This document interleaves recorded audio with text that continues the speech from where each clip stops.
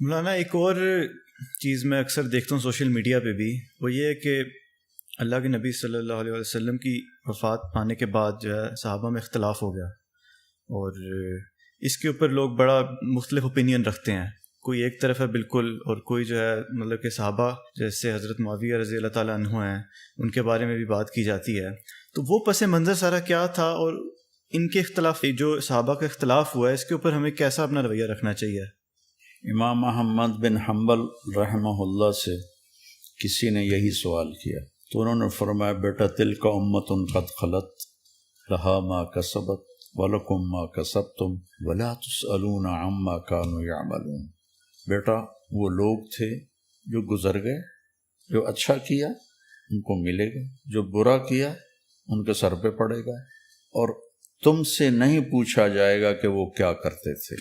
یہ ہے اس کا صحیح جواب جو قرآن نے دیا ہے کہ مجھ سے تھوڑا ہی پوچھا جائے گا، مجھ سے تو میرے بارے میں پوچھا جائے گا کہ میں نے زندگی کیسے گزاری. اور وہ واضح سوالات ہیں، یہ وہ مباحث ہیں جن کو چھیڑ کر خلجان بڑھے گا فائدہ کوئی نہیں ہوگا. بشر تھے، ان سے غلطیاں ہوں، کوئی وہ نبی نہیں تھے، معصوم نہیں تھے، لیکن اللہ نے ان کی غلطیوں کو معاف کر دیا ہے. تو میں اب یہاں دوبارہ ان کی غلطیوں کو حضرت معاویہ رضی اللہ عنہ کی غلطیوں کو بیان کروں، یہ بہت بری بات ہے.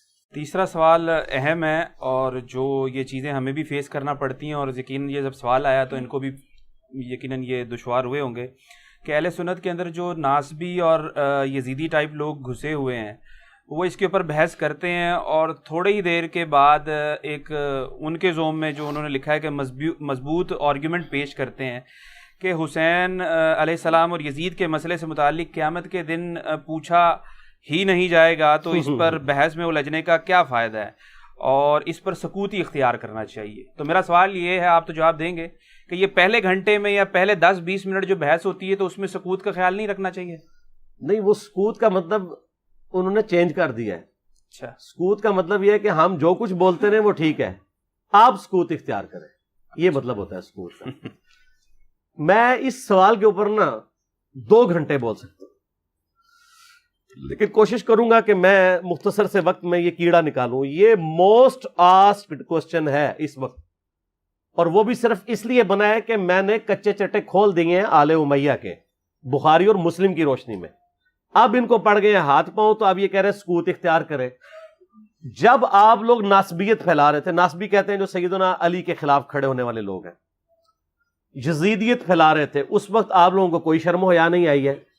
اس وقت اگر آپ کو کہتے بھی تھے سکوت اختیار کریں تو آپ کہتے تھے نہیں جی نہیں، یہ بڑا ضروری ہے، یہ آج کل بدعت پھیلی ہے، ہم نے اس پہ بولنا ہے، یہ کرنا ہے.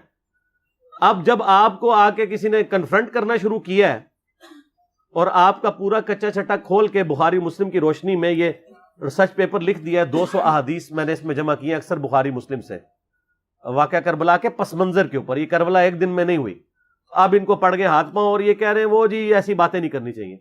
پہلے میں تو الزامی جواب اس کا دیتا ہوں، الزامی جواب پھکی والا، اینٹی وینم لاجیکل آنسر اس لیے ضروری ہوتا ہے تاکہ دماغ میں ڈرل ہو، کوئی بات اندر داخل ہو.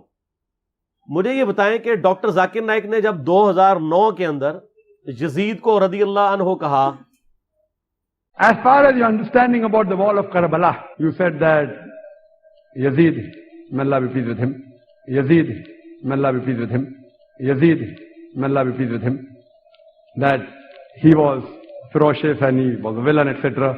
There's difference of opinion. We're not here to discuss about history, and neither do I want to get a difference in the Muslim Ummah. What we say, there's a difference of opinion between the Sahaba. That is history. اس وقت کون کون سے علماء تھے اہل حدیث کے یا دیوبند کے؟ بریلویوں کو بھی تھے، لیکن وہ بھی اپنی حاضری لگا رہے تھے، ان کو چھوڑ دیں. شیعہ نے تو بولنا ہی تھا کہ جنہوں نے فرنٹ سے لیڈ کر کے ڈاکٹر ذاکر نائک کو یہ کہا ہو کہ آپ سکوت اختیار کر لیں، کسی نے بھی نہیں کیا، مزہ لے رہے تھے اس کا. ڈاکٹر ذاکر نائک نے جب 2009 میں یہ فتنہ اٹھایا، میں ان کی بڑا احترام کرتا ہوں، آپ کو پتا ہے میں ان کو پروموٹ بھی کرتا ہوں، علمی اختلاف اپنی جگہ. میں نے جب اس کو کنفرنٹ کیا، اس کو علمی دلائل کے ساتھ جواب دیا، تو یہ سارے ہمارے پیچھے پڑ گئے. یعنی آپ ہمارے سروں پہ جوتیاں بھی مارتے ہیں اور ہمارے رونے پہ بھی بندی لگاتے ہیں. اس کو کوئی نہیں کچھ کہہ رہا. جب ہم نے جواب دیا تو سارے ہمیں کہنے لگے جی آپ سکوت اختیار کر لیں. ڈاکٹر ذاکر نائک کو کسی نے کہا سکوت اختیار کریں. اب آج کے بعد نہ کوئی ریکارڈ کرا دے, پچھلے 10 سالوں میں کوئی ویڈیو دکھائیں.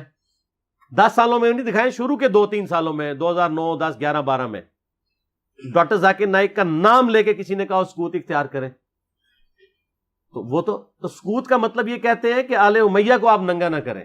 اہل بیت کی آپ جتنی مرضی گستاخیاں کر لیں, ان کے دشمنوں کو جتنا مرضی بڑھا چڑھا کے بیان کریں, اس پہ یہ راضی رہتے ہیں. تو ان کو تو سکوت نہیں کرواتے, ان کو تو حافظہ اللہ کہتے ہیں, ان کو تو دامت برکاتم عالیہ کہتے ہیں. اور جو جواب دے رہا ہے احادیث کی روشنی میں, اس کو کہتے ہیں آپ سکوت اختیار کریں. تو بخاری مسلم کو ہم پھر بند کر دیں. میں نے تو اپنی کو بات ہی نہیں کی ہے, میں تو صحیح الاسناد حدیث سے بیان کرتا ہوں. اور دوسرا صرف اس معاملے میں کیوں سکوت اختیار کریں؟ وہ کہتے ہیں نہیں اس لیے دیکھیں جی کربلا ہو چکی, کام ختم ہو گیا, اثرات تو آج تک ہیں. یہ وہ مباحث ہیں جن کو چھیڑ کر خلجان بڑھے گا, فائدہ کوئی نہیں ہوگا. بشر تھے, ان سے غلطیاں ہوں, کوئی وہ نبی نہیں تھے, معصوم نہیں تھے, لیکن اللہ نے ان کی غلطیوں کو معاف کر دیا ہے. تو میں اب یہاں دوبارہ ان کی غلطیوں کو, حضرت معاویہ رضی اللہ عنہ کی غلطیوں کو بیان کروں, یہ بہت بری بات ہے. وہ تو پھر غزوہ بدر بھی ہو چکی بھی ہے, تو رمضان شریف میں آپ غزوہ بدر کے اوپر کیوں جمعے پڑھاتے ہیں؟ ختم کریں, غزوہ احد پہ ختم کریں, میلاد کے بھی سب کچھ پروگرام ختم کریں. نبی علیہ السلام پیدا ہوئے تھے, فوت ہو چکے, جنتوں میں زندہ ہیں, لیکن اب دنیا میں تو نہیں ہے. ان چیزوں کو یاد کیوں رکھا جاتا ہے؟ زندہ قومیں اپنے ماضی کے واقعات کو یاد رکھتی ہیں. پھر پورے کا پورا قرآن انسانی تاریخ کے کتنے بڑے بڑے واقعات بتاتا ہے جو ختم ہو چکے ہیں. برادران یوسف فوت ہو چکے ہیں, لیکن آج تک قرآن میں عبرت کے لیے انہوں نے جو کچھ اپنے بھائی کے ساتھ کیا. اور برادران یوسف وہ صحابی ہیں جن کا باپ بھی پیغمبر ہے, بھائی بھی پیغمبر ہے, ڈبل صحابی ہیں, لیکن آج بھی ان کی مثال دی جاتی ہے. تو کوئی اسے کوئی یہ نہیں سمجھتا کہ گستاخی ہو گئی ہے. پھر الٹیمیٹلی آ کے تو وہ سورہ بقرہ کی آیات پیش کرتے ہیں, تلک امۃ قد خلت لہا ما کسبت ولکم ما کسبتم. مولانا ایک اور چیز میں اکثر دیکھتا ہوں سوشل میڈیا پہ بھی, وہ یہ ہے کہ اللہ کے نبی صلی اللہ علیہ وسلم کی وفات پانے کے بعد جو ہے صحابہ میں اختلاف ہو گیا, اور اس کے اوپر لوگ بڑا مختلف اوپینین رکھتے ہیں. کوئی ایک طرف ہے بالکل, اور کوئی جو ہے مطلب کہ صحابہ جیسے حضرت معاویہ رضی اللہ تعالیٰ عنہ ہیں, ان کے بارے میں بھی بات کی جاتی ہے. تو وہ پس منظر سارا کیا تھا, اور ان کے اختلاف جو صحابہ کا اختلاف ہوا ہے اس کے اوپر ہمیں کیسا اپنا رویہ رکھنا چاہیے؟ امام احمد بن حنبل رحمہ اللہ سے کسی نے یہی سوال کیا, تو انہوں نے فرمایا بیٹا تلک امۃ قد خلت لہا ما کسبت ولکم ما کسبتم ولا تسألون عما كانوا يعملون. بیٹا وہ لوگ تھے جو گزر گئے, جو اچھا کیا ان کو ملے گا, جو برا کیا ان کے سر پہ پڑے گا, اور تم سے نہیں پوچھا جائے گا کہ وہ کیا کرتے تھے. یہ ہے اس کا صحیح جواب جو قرآن نے دیا ہے, کہ مجھ سے تھوڑا ہی پوچھا جائے گا, مجھ سے تو میرے بارے میں پوچھا جائے گا کہ میں نے زندگی کیسے گزاری. اور ظالموں اس آیت کا ترجمہ ہی تم لوگوں نے بدل دیا. یہ تو کانٹیکسٹ سٹارٹ ہو رہا ہے کہ یہودی کہتے تھے ہم ابراہیمی ہیں, ہمیں ابراہیم کی نسبت کام آ جائے گی. تو اللہ نے فرمایا تلک امۃ قد خلت, وہ بڑی نیک امت تھی, وہ تو جا چکی ہے. لہا ما کسبت ولکم ما کسبتم, ان کے لیے ان کے نیک اعمال ہیں اور تمہارے لیے تمہارے نیک اعمال ہیں. لہا ما کسبت ہے, علیہا کے ساتھ نہیں ہے. علیہا ہو تو ان کی گناہ کا وبال ان پہ, تمہارے گناہ کا وبال تم پہ. ان نیکیوں کے لیے بات ہو رہی ہے کہ کسی پرانے بزرگوں کی نیکیاں تمہارے کام نہیں آئیں گی. یہ نہیں بات ہو رہی کہ پرانے بزرگ اپنی برائیاں ساتھ لے گئے اور تم بھی اپنی برائیاں ان کو چھوڑو, ان کو ڈسکس ہی نہ کرو. یہ قرآن بات کیسے کر سکتا ہے؟ قرآن تو خود پرانوں کی غلطیوں کو ڈسکس کرتا ہے عبرت کے لیے. تو ترجمہ ہی بدل دیا. یہ یہودیوں کو ٹانٹ کیا گیا تھا کہ تم ابراہیمی ہونے کا دعویٰ کرتے ہو اور کہتے ہو ابراہیم کی نسبت ہمیں کام آئے گی, ان کے نیک مال, تو وہ ان کے نیک مال ان کے لیے تھے. ہم ویسے کر رہے ہی ہیں, یا اللہ جو کچھ بھی ہے تیرے محبوب کی امت سے ہے, اس کے لیے اس کو کنڈیم کرنے کے لیے تھا. انہوں نے پکڑ کے اس کا ترجمہ ہی بدل کے اور ہی مطلب اس میں سے نکال دیا. تو پھر اللہ تعالیٰ کی طرف سے بھی بندے چھوڑ دیے جاتے ہیں نا ایسے لوگوں پہ. پھر جو جھوم جھوم کے کہتے ہیں کہ نہ میں وابی نہ میں بابی, میں ہوں مسلم علمی کتابی. آؤ علمی کتابی بات کرو. تو ان سے یہ پوچھیں کہ یہ جو آپ دفاع صحابہ کانفرنسز کرتے ہیں تو قیامت والے دن آپ سے پوچھا جائے گا کہ آپ نے صحابہ کرام کے دفاع کے اوپر کانفرنسیں کرنی ہے کہ نہیں؟ کیوں نہیں؟ ہے کسی حدیث میں آیت میں؟ نہیں. تو کیوں کر رہے ہیں؟ تو وہ کہیں گے ہاں پوچھا جائے گا. تو ہم بھی کہتے ہیں ہاں پوچھا جائے گا، بالکل پوچھا جائے گا. سورہ تکاثر میں آتا ہے نا ثم لتسألن یومئذ عن النعیم، پھر اس قیامت کے دن تم سے ہر نعمت کے بارے میں پرسش ہوگی. کیٹیگوریکل ہے. جس کو اللہ نے علم دیا نا یہ اس کے پاس نعمت ہے، اس کے بارے میں پوچھا جائے گا علم آگے تک پہنچایا کہ نہیں، اور نہیں پہنچایا ہوگا تو لعنتی ہوگا وہ. یہ آیت ہے سورہ بقرہ کی، میں نے ریسرچ پیپر کے اوپر لکھی ہے سٹارٹ میں 159 اور 160. ان الذین یکتمون ما انزلنا من البینات والہدی، بے شک وہ لوگ جو چھپا لیتے ہیں ان روشن اور ہدایت کی چیزوں میں سے جن کو ہم نے لوگوں کی ہدایت کے لیے اپنی کتاب میں بیان کیا، ایسے لوگوں پر اللہ کی لعنت ہے اور تمام لعنت کرنے والوں کی لعنت ہے.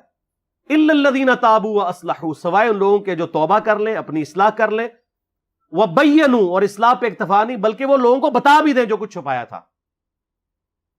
فاولئک اتوب علیہم وانا التواب الرحیم، تو ایسوں کی توبہ اللہ قبول کرے گا اور اللہ تعالیٰ بخشنے والا مہربان ہے. اس کو سپورٹیو ایک حدیث بھی میں نے لکھی ہے، ترمذی میں، سنن ابی داؤد میں، سنن ابن ماجہ میں ہے کہ نبی علیہ السلام نے فرمایا جس شخص سے علم کی بات پوچھی گئی اور وہ اسے معلوم تھی اور اس کے باوجود اس نے چھپا لی، تو ایسے لوگوں کو قیامت والے دن آگ کی لگام دی جائے گی. تو یہ بڑا کریٹیکل ایشو ہے. علم اللہ کی نعمت ہے آپ کے پاس، اس کی قدر کے لوگوں کو صحیح بات بتائیں تو پوچھا جائے گا. سورہ الاحزاب کی آیت نمبر 57 کیا ہے؟ آیت درود سے اگلی، ان الذین یؤذون اللہ ورسولہ لعنہم اللہ فی الدنیا والآخرہ واعد لہم عذابا مہینا، بے شک جو لوگ اللہ اور اس کے رسول کو تکلیف دیتے ہیں ان کی زندگی میں بھی اور زندگی کے بعد، موت کے بعد بھی ان پر اللہ کی لعنت ہے، اور اللہ تعالیٰ نے ان کے لیے ذلیل و خوار کر دینے والا عذاب تیار کر رکھا ہے. وَلِعَوْذُ بِاللَّهِ تَعَالَى اللَّهُمَّ أَجِرْنَا مِنَ النَّارِ. تو جو اللہ اور اس کے رسول کو اذیت دے رہے ہیں ان سے پوچھا نہیں جائے گا. تو یہ ایک ڈھکوسلا انہوں نے کیا ہوا ہے اپنی کمزوریوں پہ پردہ ڈالنے کے لیے.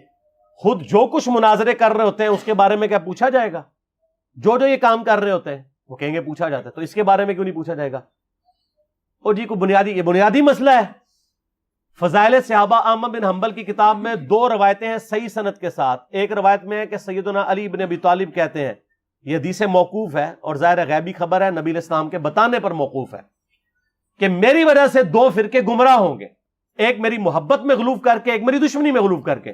اور دوسری روایت میں ہے فضائل صحابہ احمد بن حنبل کی کتاب میں کہ میری وجہ سے 2 فرقے دوزخ میں جائیں گے، ایک میری محبت میں غلوف کر کے، ایک میری دشمنی میں.